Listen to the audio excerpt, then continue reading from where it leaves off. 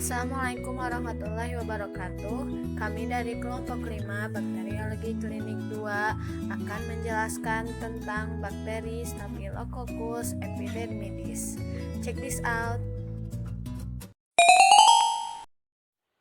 Assalamualaikum warahmatullahi wabarakatuh. Perkenalkan, nama saya Ahmad Mulyadi, MPM 5118050. Baiklah, di sini saya akan sedikit menjelaskan materi mengenai bakteri Staphylococcus epidermidis.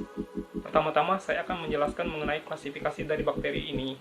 Pertama, divisionya itu berasal dari Eukaryota, kelas berasal dari Schizomycetes, bangsanya berasal dari Eubacteriales, sukunya berasal dari Micrococcaceae, marganya berasal dari Staphylococcus, dan jenis Staphylococcus epidermidis. Selanjutnya, saya akan mencoba sedikit mendeskripsikan mengenai bakteri ini. Diketahui, bakteri ini merupakan salah satu spesies bakteri dari genus Staphylococcus yang diketahui dapat menyebabkan infeksi oportunistik atau menyerang pada individu yang memiliki imunitas yang lemah. Bakteri ini hidup secara alami pada kulit dan membran mukosa pada manusia. Secara klinis, bakteri ini menyerang orang atau individu yang memiliki imunitas yang rendah atau kekebalan tubuh yang kurang baik. Seperti contoh penderita AIDS, pasien kritis, pada orang yang mengonsumsi obat-obat terlarang, dan bayi yang baru lahir. Diketahui juga, bakteri ini dapat menghasilkan glikosalik atau lendir yang bertindak sebagai perekat, yang mana lendir ini dapat masuk ke dalam sel. Apabila lendir ini masuk ke dalam sel, maka akan menyebabkan resistensi terhadap fagositosis dan antibodi.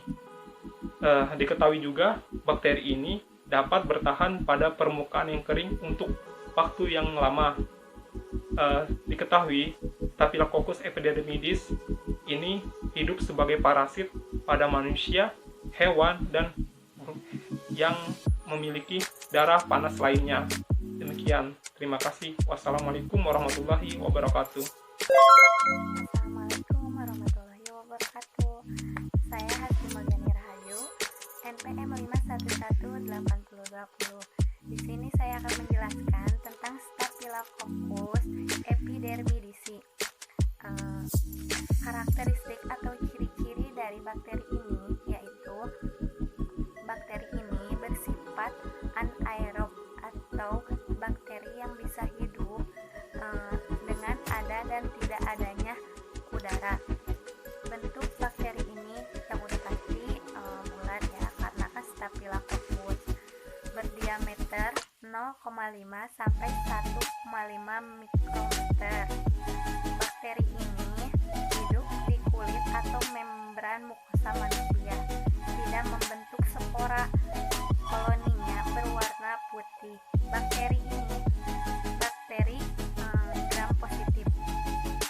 Bakteri ini merupakan flora normal pada manusia. Bakteri ini juga terdapat pada selaput lendir, bisul, dan luka. Bakteri ini dapat menimbulkan penyakit melalui kemampuan berkembang biak dan menyebar luas pada janin manusia. Saya Rahayu dengan MPM 5118025. Saya di sini akan menjelaskan mengenai struktur antigen. Staphylococcus mengandung antigen polisakarida dan protein seperti zat lain yang sangat penting dalam struktur dinding sel. Peptidoglikan, suatu polimer polisakarida yang mengandung subunit-subunit yang bergabung memberikan eksoskeleton yang kaku dari dinding sel. Peptidoglikan akan dirusak oleh asam kuat atau paparan terhadap lisozim. Asam teikoat yang merupakan polimer gliserol atau ribital fosfat akan diikat oleh peptidoglikan dan dapat menjadi anti genetik. antibodi asam antiteikoat dapat dideteksi melalui difusi gel dan dapat ditemukan pada pasien dengan endokarditis aktif yang disebabkan oleh Staphylococcus aureus. Protein A merupakan komponen dinding sel dan telah menjadi reagen yang penting dalam imunologi dan teknologi laboratorium diagnostik. Sekian penjelasan dari saya. Assalamualaikum warahmatullahi wabarakatuh. Nama saya Syifa Nuradiza, NPM 5118042. Di sini saya akan menjelaskan sedikit mengenai patologi Staphylococcus epidermidis. Infeksi Staphylococcus epidermidis ini biasanya menginfeksi perangkat intravaskuler seperti katup jantung buatan. Namun pada umumnya infeksi Staphylococcus epidermidis ini menyerang pada sendi buatan, luka besar, dan kateter. Dan pada kateter biasanya dapat menyebabkan infeksi yang serius dan sekresi nanah. Dalam hal ini buang air kecil menjadi sangat sakit. Penyakit yang berhubungan dengan Staphylococcus epidermidis ini yaitu septikemia dan endokarditis. Gejala yang ditimbulkan adalah demam, sakit kepala, dan kelelahan untuk anoreksia.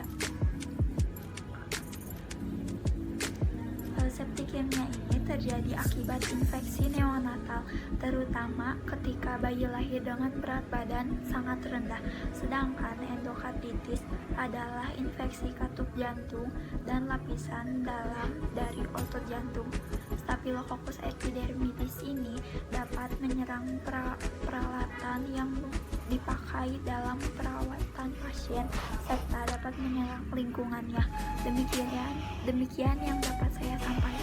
Wassalamualaikum warahmatullahi wabarakatuh. Assalamualaikum warahmatullahi wabarakatuh. Perkenalkan, nama saya Laila Nurul Samadusada, NPM 5114045. Di sini saya akan menjelaskan tentang patogenitas Staphylococcus epidermidis. Staphylococcus epidermidis ini termasuk flora normal di kulit yang artinya tidak akan menyebabkan penyakit untuk kulit, kecuali untuk orang sakit. Kenapa orang sakit? Karena organisme ini sebagai patogen oportunis yang menyebabkan infeksi nosokomial pada sendi dan pembuluh darah. Nah, patogenitas oportunis ini yaitu patogen yang menginfeksi orang dengan sistem kekebalan tubuh yang lemah. Sedangkan infeksi nosokomial ini adalah infeksi yang didapat dari rumah sakit dengan gejala yang baru terjadi pada saat baru pulang ke rumah. Nah, contoh infeksi nosokomial ini adalah infeksi aliran darah primer atau IADP dan infeksi saluran kemih. Apa sih bakteri ini bisa menyebabkan patogen? Karena bakteri ini menghasilkan zat toksin atau zat racun dan juga menghasilkan semacam lendir yang akan menyebabkan bakteri ini bisa menempel di suatu zat seperti kaca atau plastik. Nah, lendir ini juga membuat bakteri Staphylococcus epidermidis ini lebih tahan dari sifat fagositosis imun tubuh. Nah, apa sih yang disebut fagositosis imun tubuh itu? Fagositosis adalah salah satu mekanisme pembunuhan bakteri di sistem kekebalan tubuh kita. Fagositosis ini bisa dilakukan oleh sel leukosit yang bersifat fagosit dan NK sel.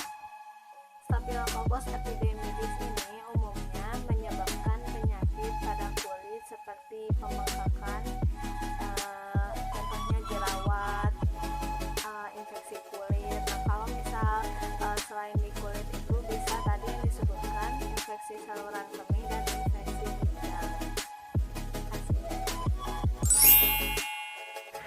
Bismillahirrahmanirrahim. Assalamualaikum warahmatullahi wabarakatuh. Perkenalkan, nama saya Taria Wijaya dengan MPM 511856 dari Prodi D4 TLM tingkat 2.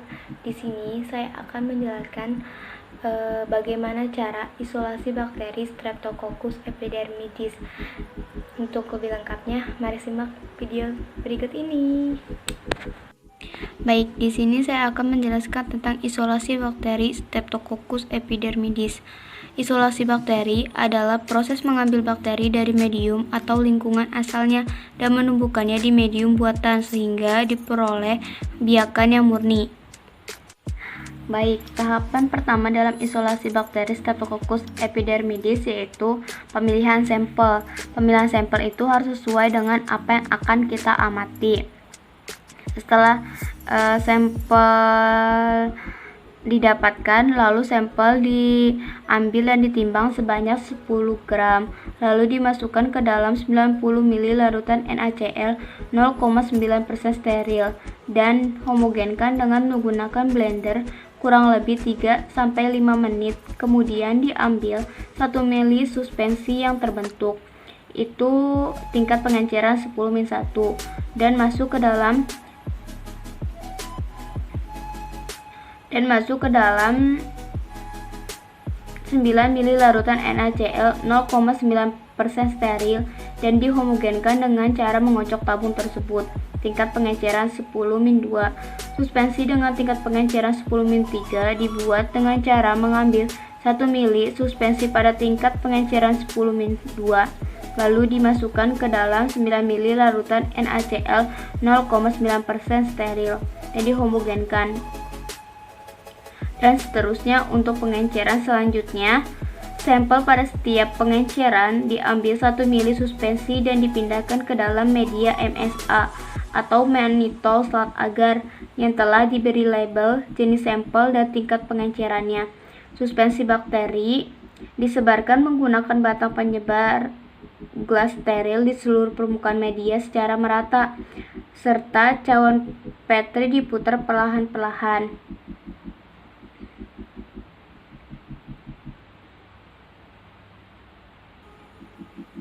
Cawan Petri dimasukkan ke dalam inkubator dan diinkubasi pada suhu 30 derajat Celcius selama 24 dan 48 jam. Koloni yang tumbuh pada media MSA diambil menggunakan jarum ose dan diinokulasi ke media BHI board dan diinkubasi selama 24 jam pada suhu 37 derajat Celcius. Kemudian dikuruskan kembali pada media MSA. Setelah itu diinkubasi selama 18-24 jam pada suhu 30 derajat Celcius. Koloni bebas yang tumbuh pada media MSA dan diduga Streptococcus sp dipilih dengan menggunakan jarum ose. Dipindahkan dalam media slat agar. Dilakukan dengan cara mencelup ujung jarum ose pada bagian bawah permukaan agar miring. Kemudian dengan perlahan ditarik ke ujung atas sehingga terbentuk garis zigzag di tengah permukaan media SA. Biakan tersebut disimpan pada suhu dingin 4 derajat Celcius. Setelah tahap tersebut adalah tahap identifikasi bakteri. Nah, pada tahap ini akan dijelaskan oleh rekan saya. Terima kasih. Baik, sekian penjabaran dari saya. Kurang lebihnya mohon maaf. Wassalamualaikum warahmatullahi wabarakatuh. Sampai berjumpa di kemudian. Perkenalkan, nama saya Muhammad Fajar Anugrah Iman, MPM 5118051. Di sini saya akan menjelaskan tentang identifikasi bakteri Staphylococcus epidermis. Identifikasi bakteri. Proses identifikasi bakteri bertujuan untuk melihat morfologi, bentuk, sifat-sifat bakteri, dan sekaligus menentukan spesies bakteri itu sendiri. Dalam proses identifikasi bakteri melibatkan uji pewarnaan gram dan uji biokimia. Uji pewarnaan gram bertujuan untuk mengkategorikan bakteri itu ke dalam kelompok bakteri gram positif dan kelompok bakteri negatif. Pewarnaan gram Staphylococcus epidermis. Diambil isolat Staphylococcus epidermis menggunakan ose, kemudian diletakkan pada objek gelas yang telah bersih dan kering yang telah ditetesi oleh Aquades. Kemudian dibuat suspensi, diamkan hingga kering. Selanjutnya difiksasi dan selanjutnya memasuki tahap pewarnaan. Diteteskan pewarna kristal violet hingga menutupi suspensi bakteri selama 2 menit. Selanjutnya dibilas oleh Aquades dan diteteskan Lugol selama 1 menit, dibilas oleh Aquades dan ditetesi oleh alkohol 96% selama 1 menit, kemudian dibilas lagi dan ditetesi sapranin selama 2 menit, dibilas lagi menggunakan Aquades dan selanjutnya dikeringkan. Setelah kering, kemudian preparat dibaca oleh mikroskop pada pembesaran 100 kali objektif, kemudian dilihat morfologinya. Dapat dilihat morfologi dari Staphylococcus epidermis memiliki bentuk bulat, bergelombol seperti anggur, berwarna ungu yang menandakan bahwa Staphylococcus epidermis merupakan bakteri gram positif. Selanjutnya dilanjutkan kepada uji biokimia.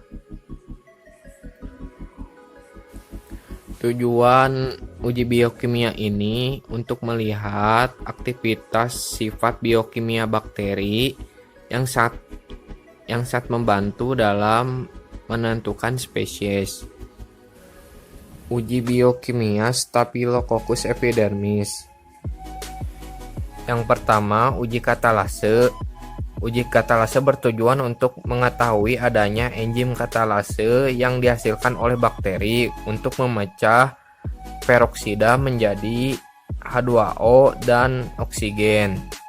Hasil positif ditandai dengan adanya gelembung karena pembentukan oksigen. Pada uji katalase ini, Staphylococcus epidermis hasilnya positif. Yang kedua, ada uji oksidase. Uji oksidase dilakukan untuk mengetahui adanya enzim sitokrom oksidase yang dihasilkan oleh bakteri yang berperan dalam mengkatalisis. Hasil positif berwarna kehitaman setelah ditambahkan reagen amino dimetilinin oksalat. Pada uji oksidase Staphylococcus epidermis hasilnya negatif. Yang ketiga ada uji indol.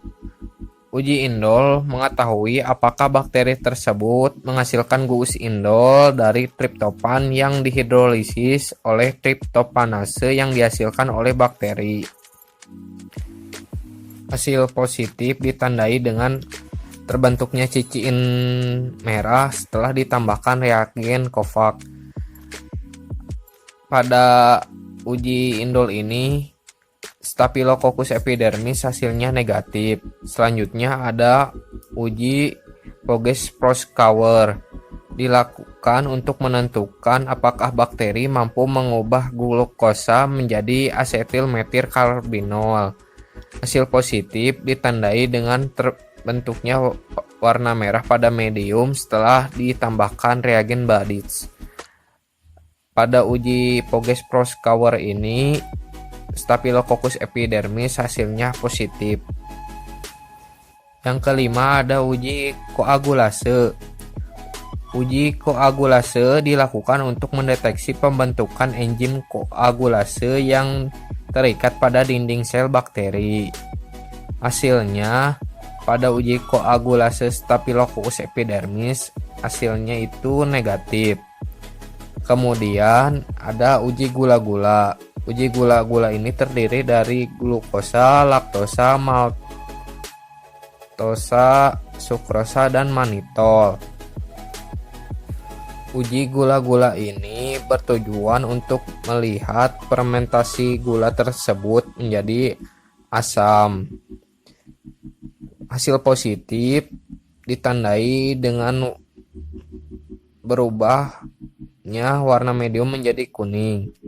Pada uji gula-gula ini Staphylococcus epidermis pada gula glukosa positif, laktosa positif, maltosa positif, sukrosa positif, dan manitol negatif. Setelah selesai proses isolasi dan identifikasi bakteri, selanjutnya data yang didapat dianalisis untuk menentukan spesies bakteri. Perkenalkan, nama saya Ranita Meliani Laulaka, NPM 5118013. Saya akan menjelaskan tentang jaminan mutu pemeriksaan Staphylococcus epidermidis. Jaminan mutu adalah suatu usaha atau kegiatan yang dilaksanakan oleh laboratorium untuk mendapatkan hasil pemeriksaan yang bermutu dalam artian 1. Ketepatan. Apakah hasil pemeriksaan tersebut betul? Kedua, ketelitian. Apakah jika diperiksa ulang, hasil pemeriksaan akan tetap sama? Ada beberapa faktor yang berpengaruh terhadap jaminan mutu. 1. Personil. Personil adalah seseorang yang melakukan pemeriksaan. Apakah personil tersebut mendapatkan pendidikan dan pelatihan, juga keahlian yang baik? Kedua, lingkungan kerja. Lingkungan kerja harus cukup cahaya, cukup penerangan, sejuk, tenang, dan tidak bising oleh kendaraan bermotor. Yang ketiga, spesimen. Contohnya, pengambilan spesimen, pengolahan spesimen, penyimpanan spesimen, dan pengiriman spesimen harus kita perhatikan lagi. Yang keempat, bahan-bahan laboratorium mutu reagensia. Contohnya media. Media yang digunakan harus sesuai dengan spesies yang akan kita amati. Selanjutnya akan dijelaskan oleh teman saya. Assalamualaikum warahmatullahi wabarakatuh. Perkenalkan, nama saya Lina Nurul Husna, NPM 5118002. Di sini saya akan menjelaskan mengenai jaminan mutu pemeriksaan Staphylococcus epidermidis. Di antaranya yaitu metode pemeriksaan. Nah, metode pemeriksaan ini harus sesuai, mudah, dan sesuai dengan standar Departemen Kesehatan atau WHO. Nah, yang kedua yaitu peralatan laboratorium. Nah, sebelum dilakukan pemeriksaan itu harus dicek dulu fungsinya baik atau tidaknya. Nah, jika rusak itu dapat mempengaruhi hasil pemeriksaan. Nah, selanjutnya yaitu pembacaan dan pemeriksaan. Pembacaan yang tergesa-gesa dapat mempengaruhi hasil pada pemeriksaan tersebut. Misalnya, waktu yang tidak cukup untuk inkubasi. Sedangkan untuk pemeriksaannya, misalnya jumlah lapang pandang itu dapat mempengaruhi hasilnya. Nah, yang selanjutnya yaitu ada laporan. Sebelum laporan hasil itu dikeluarkan, maka kita harus mengecek ulang terlebih dahulu pada hasil tersebut, sehingga tidak terjadi masalah atau problem. Sekian dari saya. Wassalamualaikum warahmatullahi wabarakatuh.